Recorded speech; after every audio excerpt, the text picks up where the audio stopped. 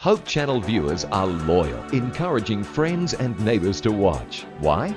Our viewers believe that Hope Channel not only enhances living, but changes lives through its compelling lineup of programs. Documentaries take subscribers around the world and back through time, visiting places where history was made. Fascinating biographies open up the lives and times of people who made a difference. Travel programs transport the viewer around the world, demonstrating how people work together to make a better planet. Inspirational programming challenges viewers to experience the joy of discovering faith values and offer spirituality as an important part of a balanced lifestyle. Health and lifestyle programs teach disease prevention and make healthy living simple and attractive. Hope Channel programs provide invaluable support for developing healthy relationships and strong communities. Welcome to donor-supported Hope Channel.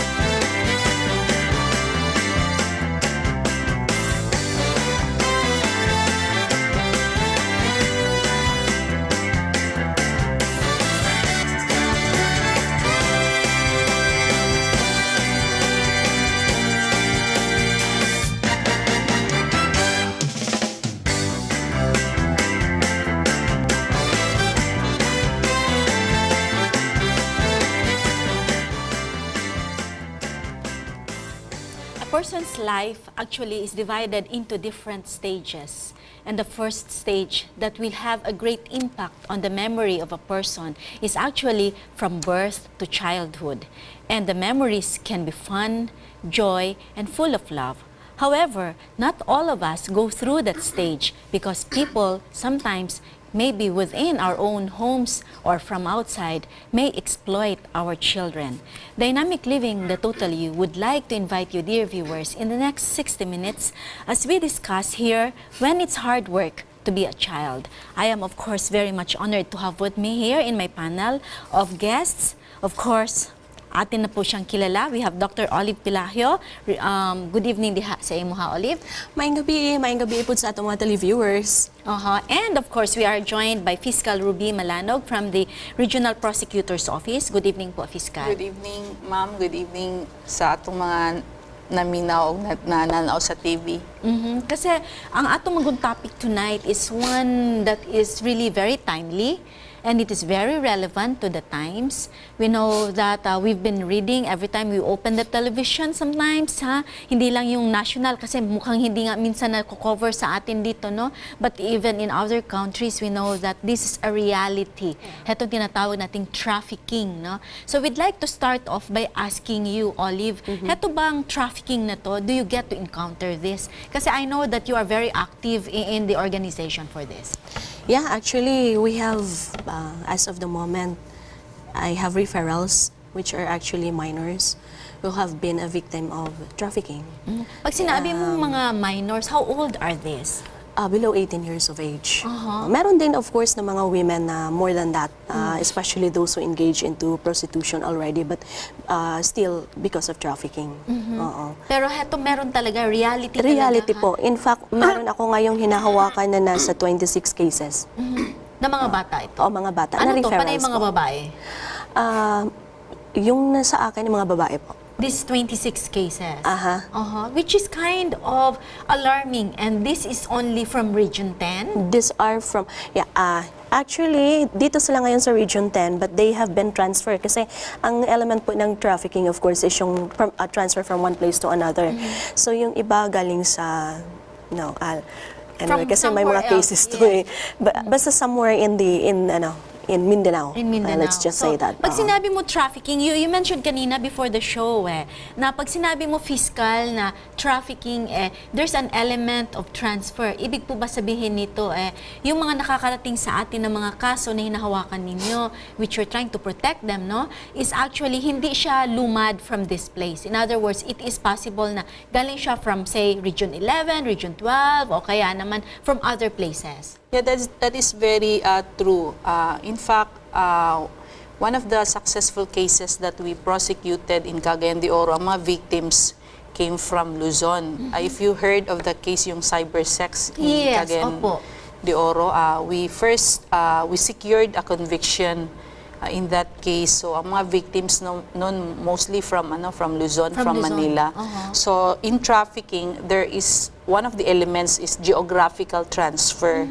Like they're transferred from one place to the next, no? Yes. So ano po yan sila, fiscal? When you say na they're moved from one place to the next, nakarating sila dito sa atin, does it mean na heto sila, binibenta ba yan sila? Or pinapatrabaho? Or what's this all about? Actually, the elements of trafficking, legally speaking, ay yung geographical transfer, then exploitative purpose. It could be sexual or for any other purpose, slavery, forced labor, prostitution, pornography. So anything na exploitative. And then the means by which these people are transferred and are, for example, yung the offender takes advantage of the vulnerability of the victims. With that I meant yung age nila, yung if they're minor, 'di ba, mas vulnerable sila sa madali silang and then their maloko, economic status, like yung case natin sa Cagayan de Oro. Actually, most of the victims there, they consented to working here in Cagayan de Oro. Alam mo yung kapit sa patalim because of their economic situation. So napipilitan silang tanggapin ang trabaho na yon. And then here comes the offender na taking advantage of their situation. So paano yun, Olive? Like sinabi ni fiscal, exploitative. So ano ang noon, yung element na exploitation, does it need kahit na may consent ng mga magulang, magfo-fall ba under trafficking yon? Yeah, kasi these are minors and then exploitative in a sense kasi merong element of power. Kung baga, the child who is being trafficked is felt na talagang vulnerable siya and there is this person who has the power to do something sa iyaha. So, kanang mga ingana like dili lang man kay nga to no mga forced labor o uban pa. Naagpoy uban nga like let's say pangbayad utang. Ingana bitaw Yeah, mo kasi di ba sa culture natin, parang tinatawag niyan bondage fiscal. Death parang bondage. Bayad ka pang utang. Di ba yung may meron tayong culture sa Philippines na hindi ako maka-afford magbayad, so ang anak ko ipapapunta ko sa inyo para magtrabaho in order to offset. Yung aking kaya domestic ang tawag niya, domestic helpers na sila na mga So in other words, pag sinabi ang mga bondage, death bondage, paano yun, fiscal? Merong consent ng mga magulang yun. So are these families liable also or hindi naman? Can we run after these parents or the guardians? Actually, if the victims are minor, definitely we will just correlate it with other laws, no? Like there's RA 7658, that's the law amending with respect to child labor, amending RA 7610, and we also have this law, yung domestic, yung kasambahay law, na pag ang bata is below 15 years old, definitely hindi pwede employ, except however, if he works under the sole, directly under his parents. Yung mga artista, however, there are guidelines na ifa-follow. And then, under naman sa kasambahay law, hindi rin pwede employ yung mga below 15. You can employ maybe yung 15 and above, but below 18. But there are, again, certain conditions that you have to be complied. Now, in the case of traffic, let us just assume na minor with minor yung victims. Now, if it can be proven na talaga there is taking advantage of the vulnerability of the children, of their being minors, and then the parents, parang in a way, Sila pa yung nagkonsinti conspired. noon. Yes, pwede sila. They can be charged liable, principally, or accessories, maybe together with the in terms of dissemination of information, are we trying to, have we educated, or are we into that already, na we're trying to educate even the families na heto hindi nila to pwedeng gawin kasi pag ginawa nila ito, liable sila. Heto siya, hindi siya dapat gawin kasi makakasama sa bata. Are you into that? Yeah, in fact, yun nga, the Regional Interagency Against Trafficking and the Violence Against Women, we call that RIAC at BAUSI, and we have also IACAT, mga interagency yun so composed of different government agencies, including NGOs in fact. And kung makikita nyo in fact sa mga port area or even sa airport, nakasulat na dito natay mga ingani nga mga flyers nga ginakabutang dito, and including our child trafficking hotline na natana niya, and that's which is actually being reflected in our monitor already. now. Yes. So nakabutang na siya even when you go to Ozamis and even in our airport, sa mga port areas. Pag sinabi mo na nakabutang siya dito sa mga areas of parang ways by which they can travel, does it mean na kailangan ng documents in order to prove the validity of this travel of this child? Usually, hahanapan sila ng birth certificate if they're bringing with them minors. Yeah, I experienced when my husband bring my kids to, when we have to meet there in Manila, and he really have to show the birth certificate sa airport. So kailangan talaga siya. Exactly. So under 18, yes. In fact, when a minor travels abroad, unaccompanied by parents, kailangan mag-secure ng affidavit of consent from the DSWD. That's one way of preventing child trafficking, because there are a lot of cases na na-travel yung in the guise of maybe of adoption or maybe of a educational tour. So kailangan talaga yung yung consent ng and clearance from the DSWD. Yeah, I think so. Kahit na nga ang parents, kung one parent lang ang magdadala, will be required to get a consent from DSWD para kasi ako, I had that experience too nung dinala ko yung mga bata and I had to bring them out of the country, I have to secure from DSWD. Pero despite all of these efforts that we have, do you think na heto nakakatulong ito para medyo i-curb natin kung ano man yung meron tayong mga number of cases na nasasali sa trafficking na ito? In a way, nakakatulong kasi parang nawawarn yung yung mga would-be offenders, but there are some na nakakalusot talaga because of yung ng money, ang drive to have an easy money. Yeah, easy money. Minsan ang parents ang mismo, no? Yeah, ang or minsan yung bata kasi hindi siya nakakaintindi yes. So parang nalulure ng money. Na may money, merong ganito. Kasi usually they present it like that parang ipapackage na eto pag dinala kita dito, you will be able to enjoy these things na hindi mo naman na-enjoy sa bahay mo. So would you say sa psychological point of view nito, Olive, it's more of talagang poverty that will push them? It's not just actually poverty. Yung andun din dapat yung love sa family. Usually, pag medyo kulang ang pagtagad sa pamilya, pag-support, and nakapagid atong attitude usahay nga i-compare nato ang atong mga anak, isa po da siya. So, kinahanglan ang kanang smooth interpersonal relationship within the family para dili makahuna-huna ang bata nga maglayas na lang or moadto sa lain nga lugar just to have do something para nila mas gusto nilang abton nga wala sa family. Yeah. So, paano yun? Yung mga ganyan na mga cases, no? When they, for example, ako, I'm an outsider. I'm from the community. And I see something like this na medyo suspicious kasi medyo may edad na siya, tapos dinaldala niya yung mga bata. What can I do as a community member? Parang doing my role as a, as a member of the community. Like, if you are in, example, kung naa ka duol sa kuan, duol ka sa police station nga, murag na ako'y nabantayan nga murag suspect kung nga minor, gina niya iyang dala. Naban mga foreigner, ha? Bantayan yes, nato. That's true. We get to see them. Sometimes, kanang feeling, ang uban manggod kay sila mismo, ilang i-hide ang ilang edad. Pero if feeling gini mo nga murag kuan gini siya duol sa any kanang law enforcer or di ba kaha kung sa barangay baka basta anybody nga pwede nato maano, and then yung hotline natin pwedeng tawagan. And para somebody will ma-verify. answer that one. So will reply to any calls, no. So anybody pala can report. Yes. Basta may mga suspicions na ganun talaga. So would you say, Fiscal, in your years of practice handling these cases, would you say na this past mga 5 or siguro 3 years, mas madaming kaso tayo for trafficking compared to say 10 years or 20 years ago? Actually, maraming nababalita, but it's so sad na konti lang dumadating talaga sa fiscal level.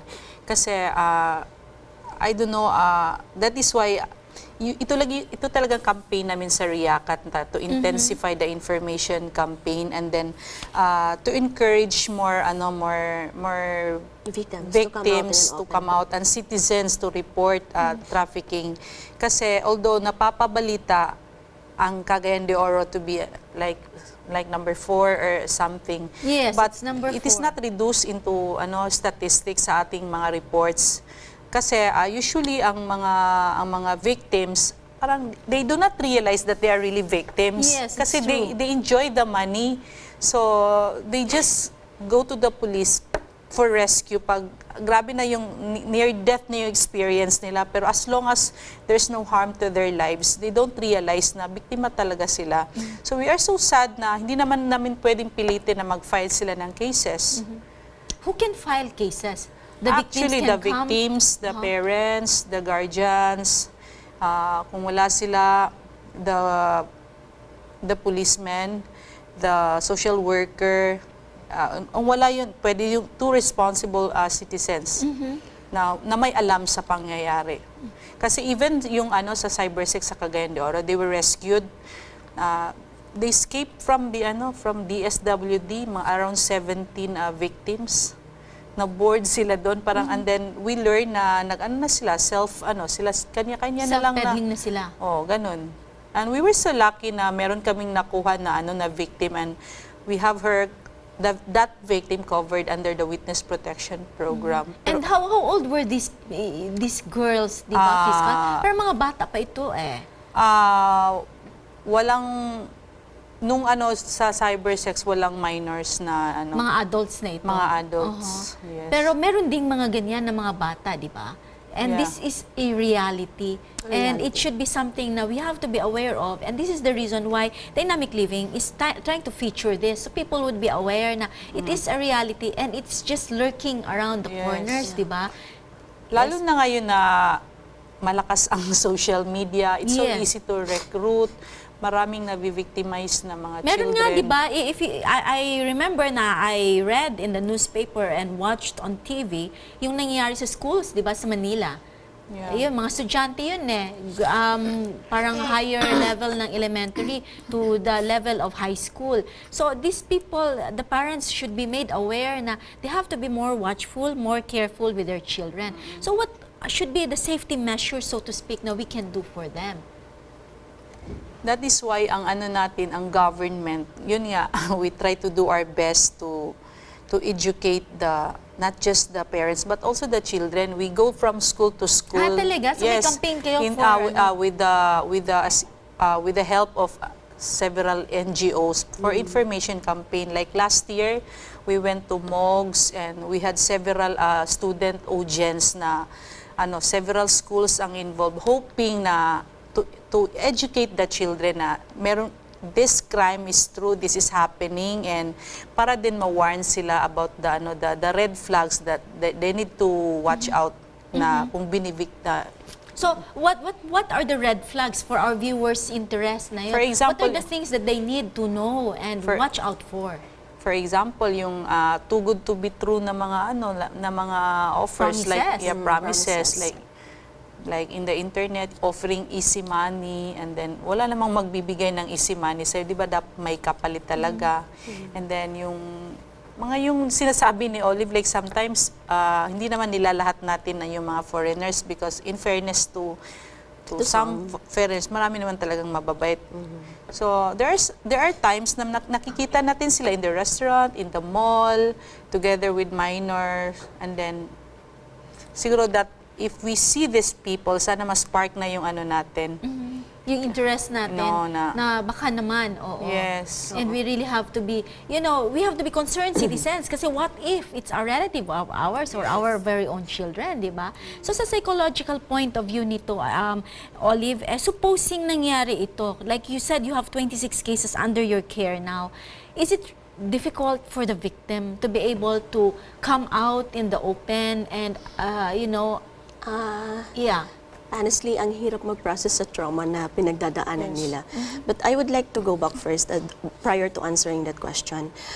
For DepEd, I think they have incorporated in their curriculum the rights of the children. Kasi sa rights pa lang, doon na malalaman ng mga bata na this is what they have and these are the responsibilities also na nakakaakibat kumbaga with the rights that they have. So, yun pa lang, meron ng mga idea sila na, bawal pa lang yung ganito, ganyan. Especially with the parents and with the strangers. And on the psychological perspective or dynamics when it comes to this victim, may mga may mga bad dreams pa. Meron pa yung iba na kahit umabot na ng mga 3 months, 6 months, yung iba nag-occur pa din sa mga dreams nila, and there are times na umiiyak pa din sila because of what had happened.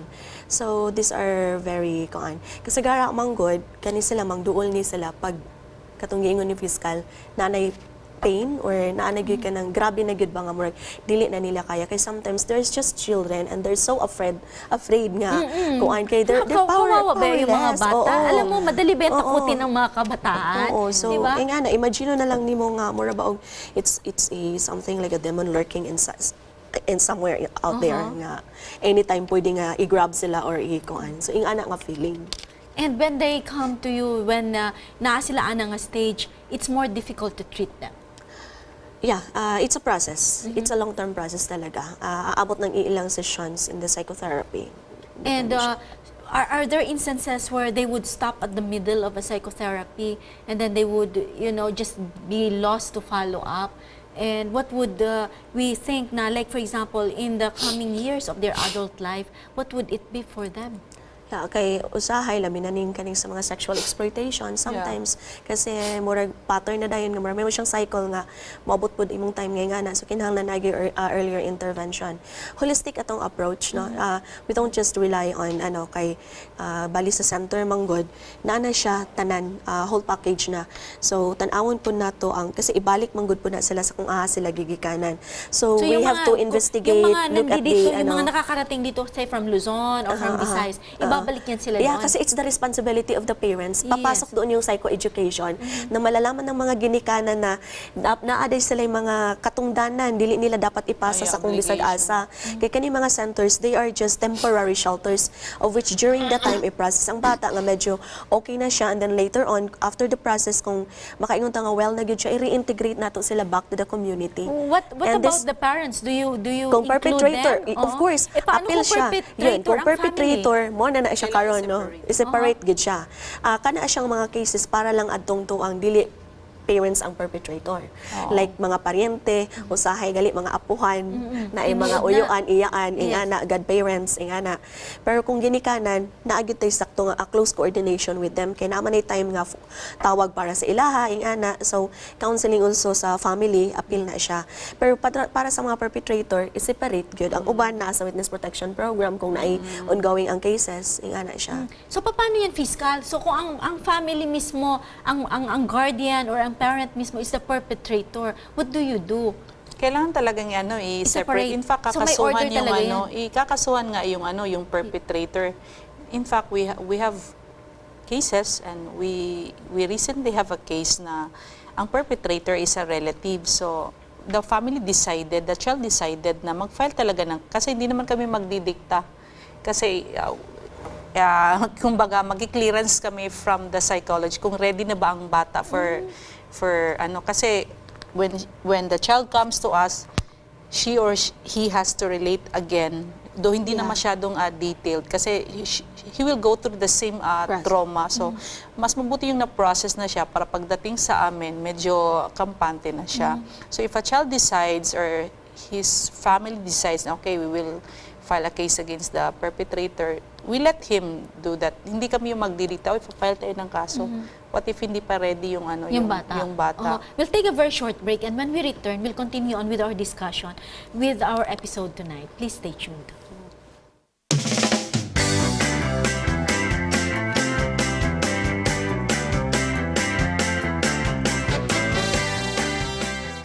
Hope Channel is sponsored by the world's Seventh-day Adventist Church. We believe in being people of the Word, people of prayer, people of deep study of the prophetic writings, people who love Jesus Christ, people who keep all the 10 Commandments, people who are compassionate, who respect others, the community, and world needs, people who live healthfully by avoiding tobacco, alcohol, unclean meats, drugs, and immorality. We believe in joy. We invite you to be a person of hope. Ngano nagtrabaho man ka? Akong purpose kay para makatabang sa akong ginikanan. Tabang kay Lula. Para matulungan ko ang aking mga magulang. Para sa ako kay, mas ko naman unta ko, kaso kanang ako manggod ang problema kay kanang wala ko kauli sa for hapit na mag-isa ka semana ba then kanang silbi murag nagkuan bitaw ko kanang silbi nagpasaway ko sa mga ginikanan ba. Asa man day imong mga ginikanan? Nasa Sambuanga. Nagtrabaho. Ako papa, ako mama nagkuan nasa balay. Sa balay. Katrabaho. Okay ra ka sa imong trabaho, kumusta man imong kita? Mingaw kay mingaw. Kanang okay ra. Gamay ra siya pero makatabang man pud siya sa mga ginikanan. Okay lang. Naa pa ba kay higayon sa pagdula o pagskwela? Napay ko plano sa pag-eskwela. Naa pa every Sunday. Napod ko time for sa akong family. Napa. Kung nakaskwela ka, unsa imong pangandoy sa imong kaugmaon? Kuan kanang sa akong kaugmaon gusto nga na ako'y future, na ako'y kagalingon nga balay, na ako'y kagalingon nga business. Akong ihandom sa akong kaugmaon para makatabang sa akong pamilya. Na ako'y plan na mag-business. Pangarap kong maging teacher. Magpulis. Sige, unsa imong gihandom sa karon? Naguna pa ako ma'am kay unsa akong kay tungod sa krisis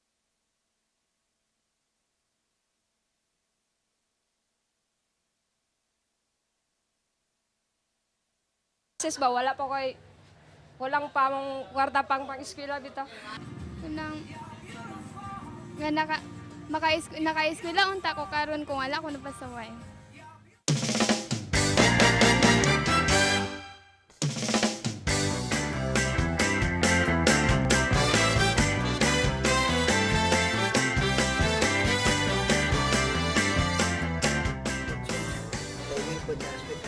Welcome back to Dynamic Living, the Total You is our episode when it's hard work to be a child.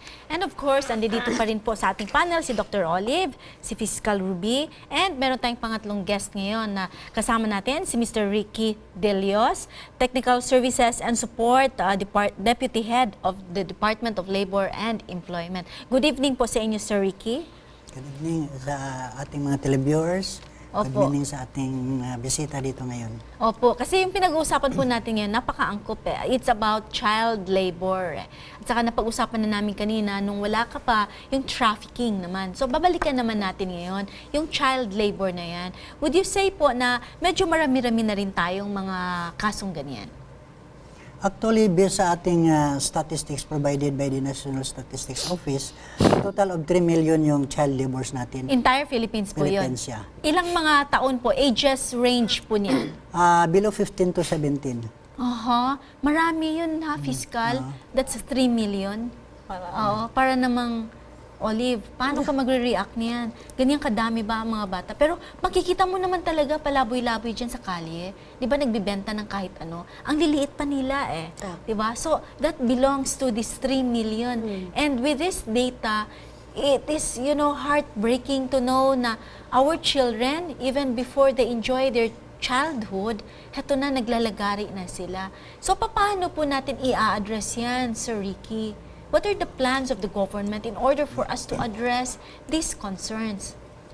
Actually, based sa Republic 9231, yung elimination form of worst form of child labor, kailangan natin na matulungan yung mga child laborers natin. Kasi we have to clarify yung child labor sa working child. Ang child laborers kasi, tawagin natin child laborers kung nagtatrabaho sila sa hazardous place, okay, 15 below. And what are these hazardous places? Halimbawa, yung sa mga Makinarya. Makinaryas.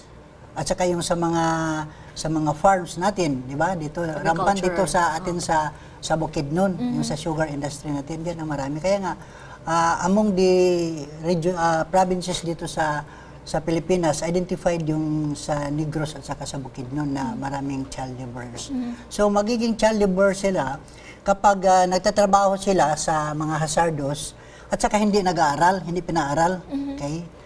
However, sa kategory natin na 15 years and below, may makikita natin na may mga batang nagtatrabaho sa entertainment industry, yung mga movie stars, mga actors, mga models, di ba? So, pwede sila, provided na we will issue the working permit, mag-apply sila.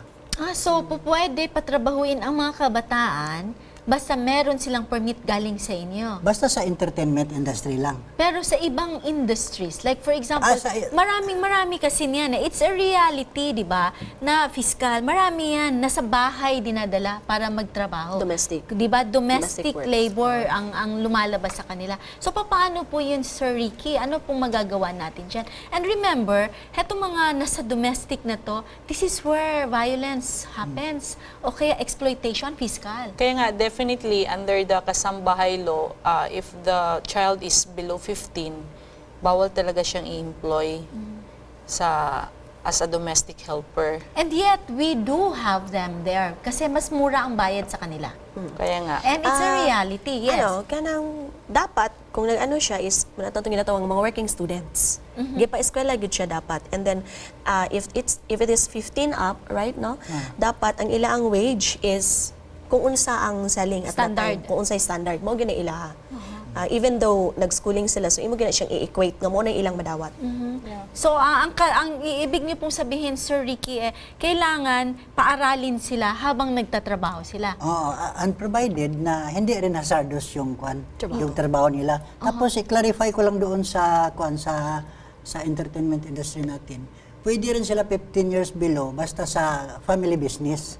So hindi po pwede sa iba? Hindi pwede sa iba. Family business lang. Okay? Siyempre, kung family business, anak mo yun. Andun yung parents to guide them. So, guided ka talaga. So ano pong mga batas meron tayo na ginagamit natin by which these people, lalo na if they would want to report na they are being exploited. So paano po sila? Saan po sila pupunta, sir? Sa inyo? O kay fiscal? O kaya doon kay Dr. Olive Cagal? Actually, doon sa tanong mo kanina, hindi ko pa nasagot. Bago ko sagutin yan, yung under sa Republic Act 7331 natin, 9231, yung elimination forms of child labor. Yung tanong mo kanina, ano bang ginagawa ng Department of Labor? Okay? Opo. Marami tayong ginagawa dyan. Kasi yung isa sa ginagawa natin, yung mga parents ng mga child laborers, binibigyan natin ng mga livelihood projects. Okay? Which At is the same very good. Yeah, Opo. we also do advocacies para sa mga tao na dapat hindi nila ipagtrabaho yung mga children. In other words, Sir Ricky, you are into information dissemination and education. Yeah, mayroon kayo information dissemination. At the same time, we link with the LGUs. Okay? In fact, sa mga LGUs dito, particular sa Iligan, Cagayan de Oro, nagpo-provide tayo ng mga supplies kaya sa mga school supplies para sa mga batang maliliit rin. So, yung sa mga parents naman nila, bibigyan natin ng livelihood para na pag may income na sila, dagdag sa income nila, mapaaral na nila yung mga anak nila. Yung mga bata, imbis na ipatrabaho nila yon. Tapos yung tungkol naman doon sa in fact dito sa atin ang tawag natin na Regional Interagency for Trafficking, ang chairman natin dito yung sa CdeOJ. Tapos vice chair natin is WD at saka member ang DOLI. Okay? So yan, pinag-usapan natin diyan yung mga mga illegal trafficking against child at saka yung basta marami sinabi na ni Fiscal kanina. Oo. Kasi, heto dapat maintindihan din ng viewers natin kasi it can be taken 2 points eh. One is negative, the other is positive. Maganda din naman kasi ang mga bata, maturuan silang magtrabaho, di ba? Kasi that is a value that is supposed to be inculcated into them eh. Na they have to value money, they need to do work in order for them to be able to eat, to be able to help the family. Pero on the bad side of it is when that is already, becoming overwhelmingly, kumbaga, to the detriment of the child. Kasi di ba dapat merong element of detriment or para sa bata? Kung ato lang yun siyang tanawon manggod, balik ta sa developmental stage sa children.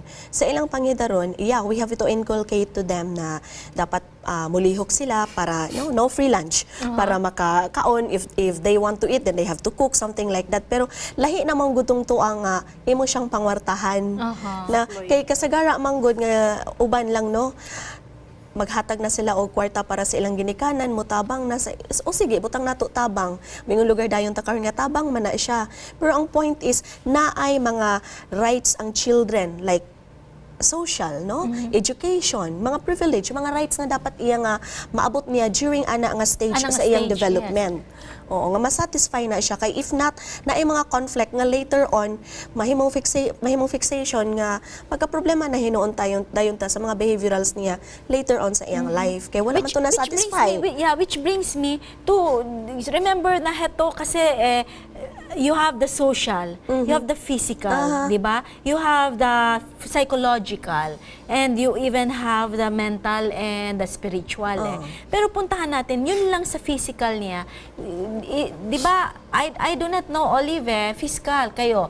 Do you think na ang bata, pag sobrang pinapatrabaho natin dahil pinagkukwartahan natin sila, mas stunt yung growth nila eh. Kasi definitely. Kaya nga, ang pinakaano talaga yan, as long as yung pinapagawa natin sa bata is not prejudicial to his development, to his psychological being, then okay lang. Hindi yan makonsider na yung tinatawag natin na child abuse or exploitation.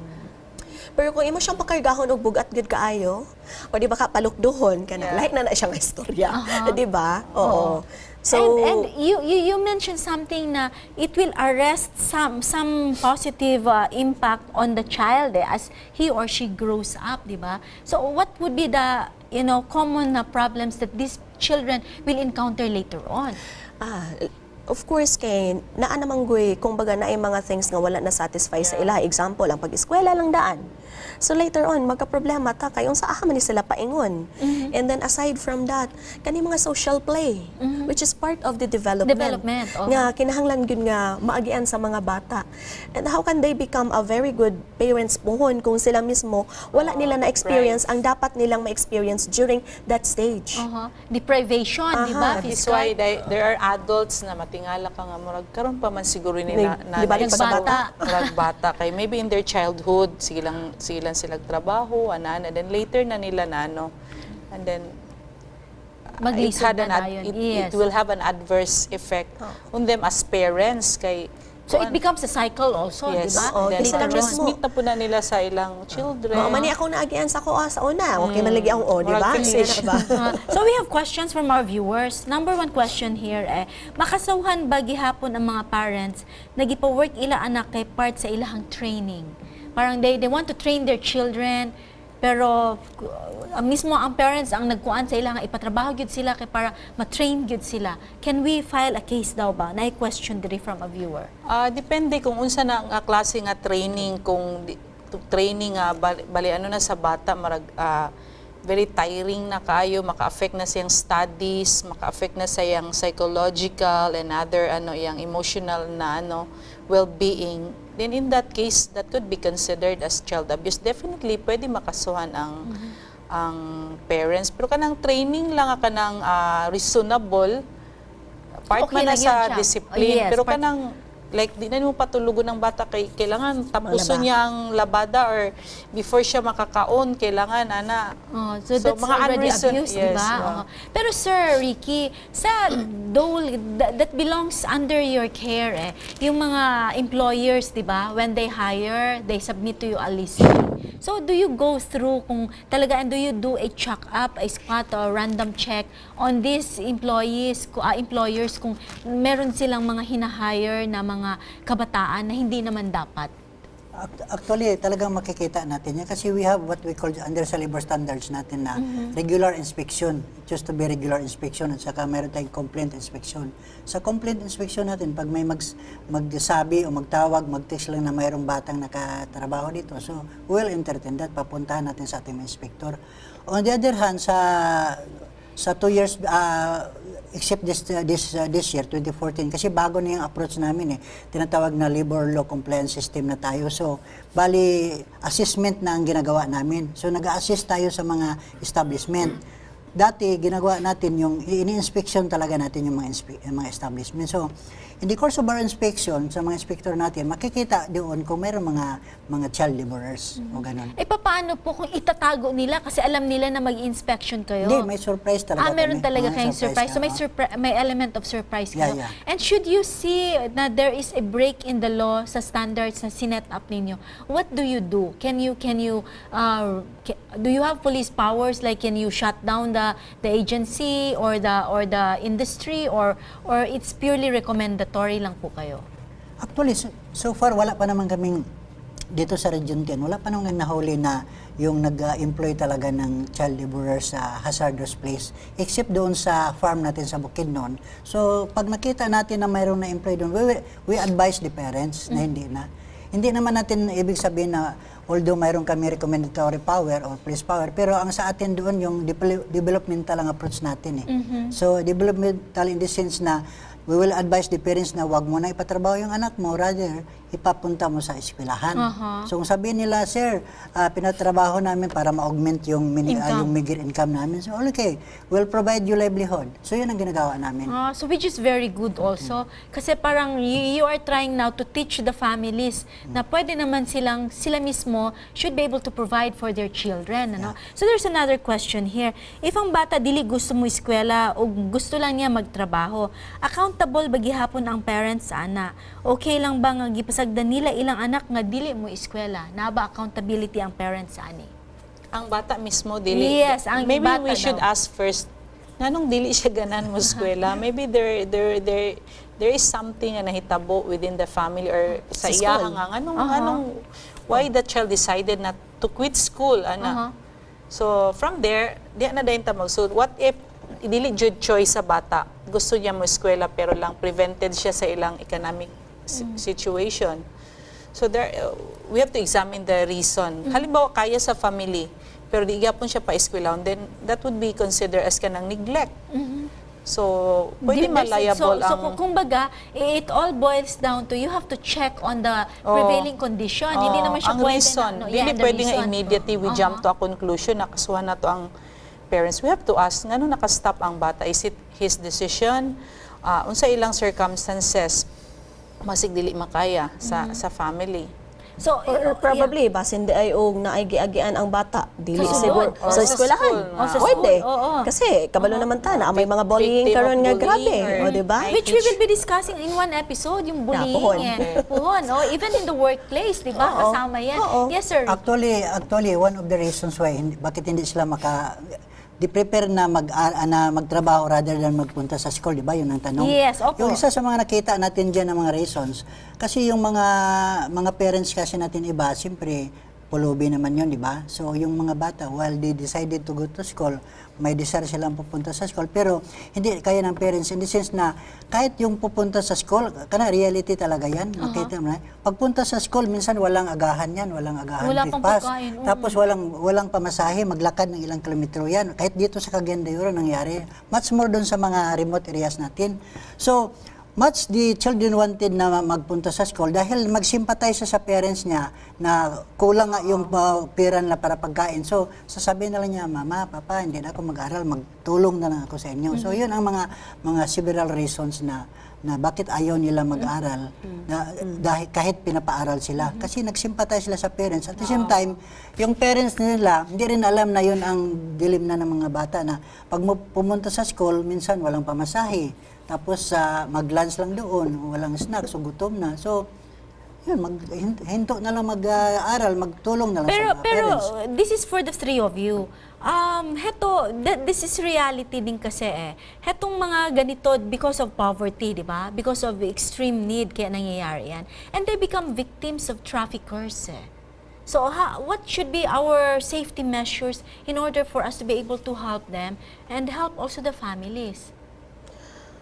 Well, aside from kahirapan, economic needs, kakulangon sa information and education also for the parents. So kinahanglan nato i-emphasize sa ilaha nga ing-ani gid siya nga even though given naman nga naay mga panginahanglanon nato and siguro usahay man good. Ang importante lang naman for the children is to provide their needs. Beyond that, ka na mga wants, wala man nailabot good. So ato ginang emphasize kanunay during the family conference nga, ang ma-provide na mo, kay mo lang ni ang amo ang trabaho is only what you need. And part of this is schooling. Kay isama ni siya sa right nga ga-claim sa mga bata nga ilagid na, no? And it will also, pave the way for a better future for them. Exactly. So dapat i-ano nila, yes, fiscal. Like I have a child and I used to tell her nga, wala man yun tay kayamanan. So wala ko'y mabilin sa imo nga mga ektarya na siguro isa lang kapaso, except education. So kailangan mag-eskwela gid siya. And going back to children nga, ganahan sila mo school, naiuban mo eskwela sila pero wala sila mga baon. These are the children, most of the time nga, mahimong victims of prostitution. Mailad sila kay, lalo pag na mga adults or mga mag-take advantage sa ilang pagka-minor, sa ilang pagka... In fact, na ay mga cases nato nga na-biktima atong mga students. Yes. It's oferan lang reality, sila pagkaon. Like, makahila ka nga, nganong ni kuyog man ka, kay because of Jollibee ko, wala di ka kakaog Jollibee, wala. Makita lang daw nila sa TV. So, it's really a reality. Kay maskwela sila, lugaw lang. Usahay, wala pa yung ka ng kuwan. So, luoy ka ayo nga And we have to do something about it. I mean, hindi lang siya yung just because it's there, the problem is prevalent, na tayo, we do nothing about it. Yes, Sir Ricky. Talking about yung what are the measures that we safety implemented. measures. Sa Duli, as sinabi ko na we conduct advocacies at saka doon sa inspection natin sa mga establishments. Siyempre, pag nakita natin doon na may mga child laborers doon, sasabihin natin na ipahinto na yun. Tapos i-encourage natin yung parents na ipaaral sila. Yun ang mga measures na ginagawa natin. At the same time, yung sabi ko na we'll provide livelihood assistance to the parents of the child laborers. How do we restore a child's confidence in himself or herself if one were to go through child abuse or child labor, slavery, o kaya sa trafficked children? How Actually, is it really... It's a long process. Yes. Talaga.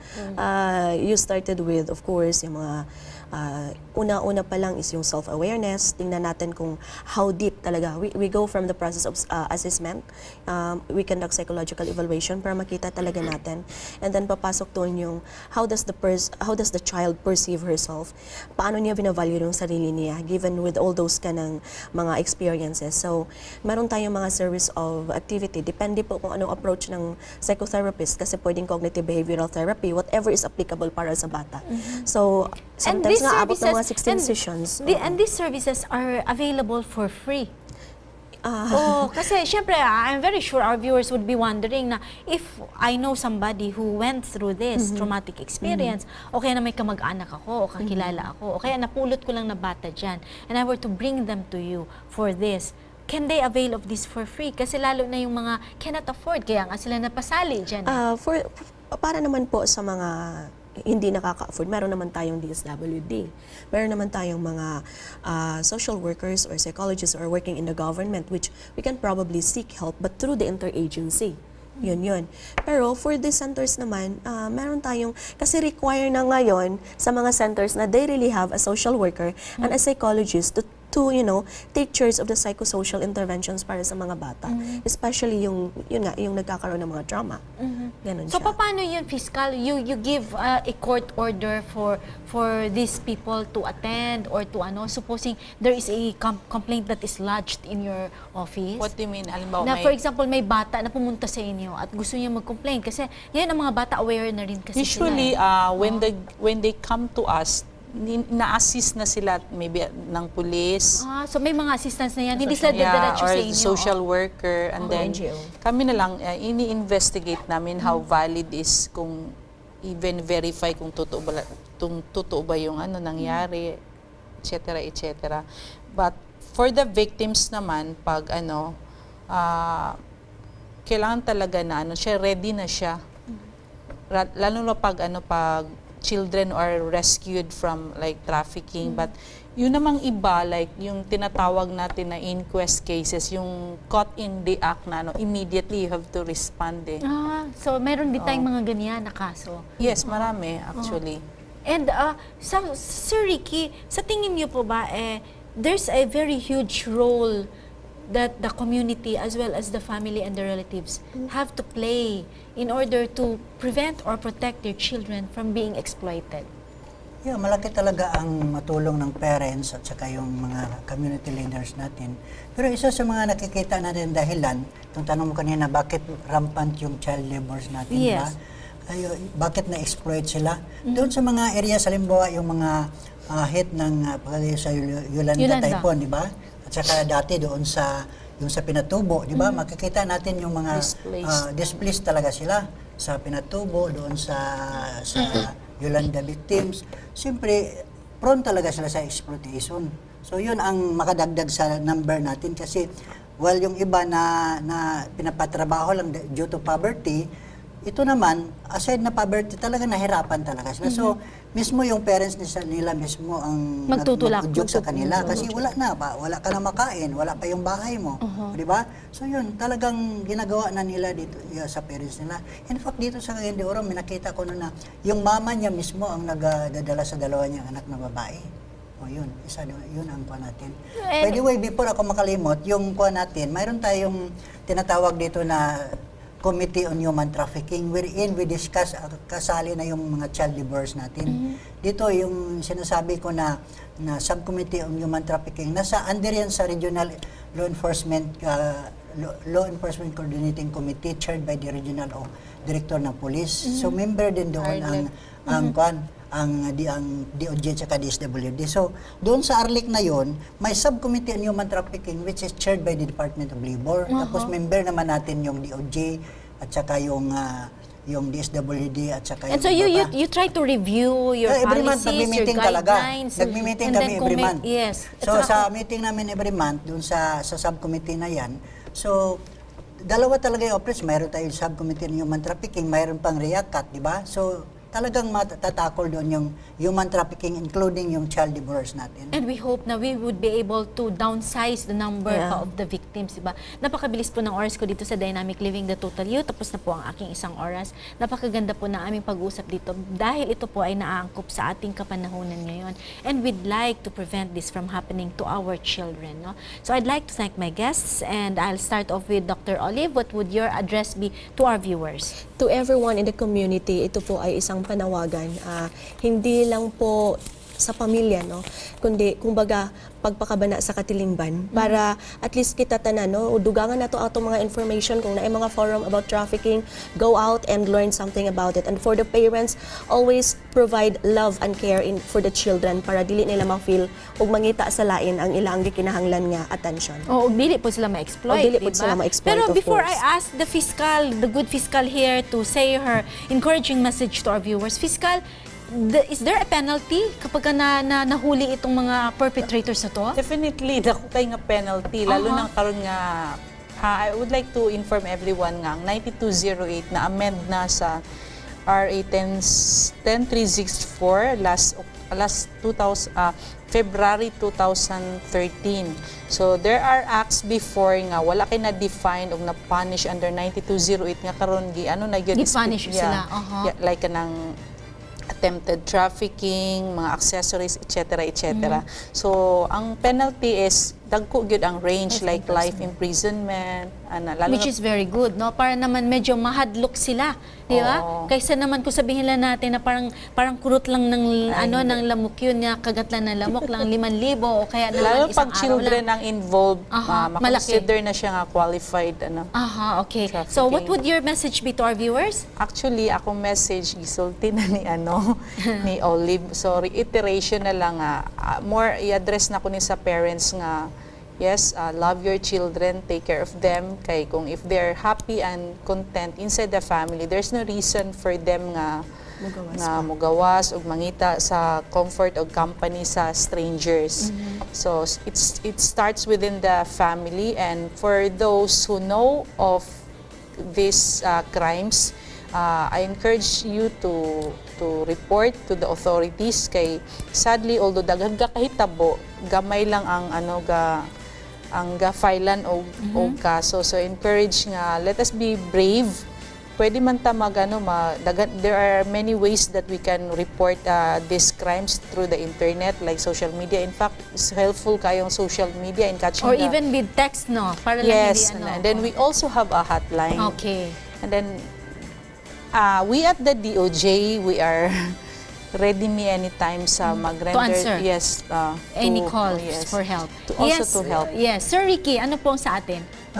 Masasabi ko lang sa televiewers natin, kasi sa dulo, dahil developmental naman yung approach natin, we don't want to penalize the erring parents.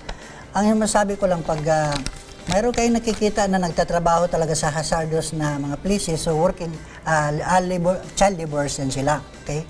Kung nagtatrabaho naman sila sa yung mga, halimbawa, nakikita yung parents nila talagang nahirapan, pinapatrabaho nila. So, sabihin nyo sa kanila na kung maaari, huwag na nila ipatrabaho, pag-aral nila. Pero kung kulang yung pera nila dahil pulubi sila, they will go to the nearest provincial office ng DOLE para mabigyan matulungan sila na bigyan natin. And you are always ready to help. Yeah. Okay, napakaganda po, no? Kasi they're willing to help us out anytime, every time, anywhere, no? There should be a balance actually between training our children to value work.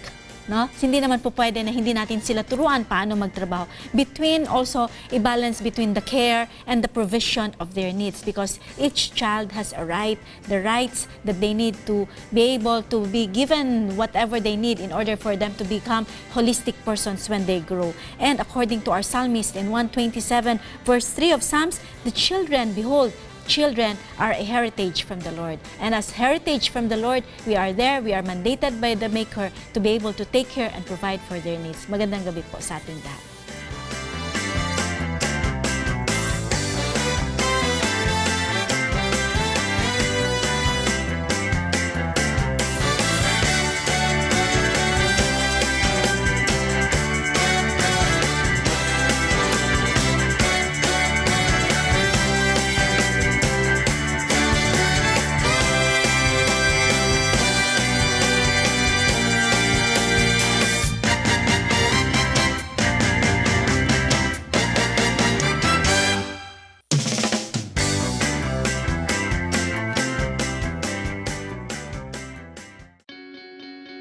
We are people, and we love to get connected. We connect as families because of birth. We connect as friends because we click. And we connect as communities because we care. Seventh-day Adventists are people who connect in communities called congregations, which in turn connect to form conferences, who connect together to form unions, divisions, and the General Conference. Why do we connect? It starts with a connection to the Creator, who invites us on a spiritual journey. When we journey together, we can help each other along the way. This journey is a journey of a lifetime, and as we learn and grow, life becomes filled with meaning and purpose. Our greatest joy is in helping others along the way. Wherever you are on your journey, we believe that we have something to offer that can make your life more whole. So the next time you see a Seventh-day Adventist, remember, you're not looking at someone who stands alone. They are connected to a world church that has 18 million members, gathered in 13 divisions, comprised of 122 unions, formed by 600 conferences, serving in 140,000 congregations in 208 countries, who worship in 924 languages, and they all want to connect with you.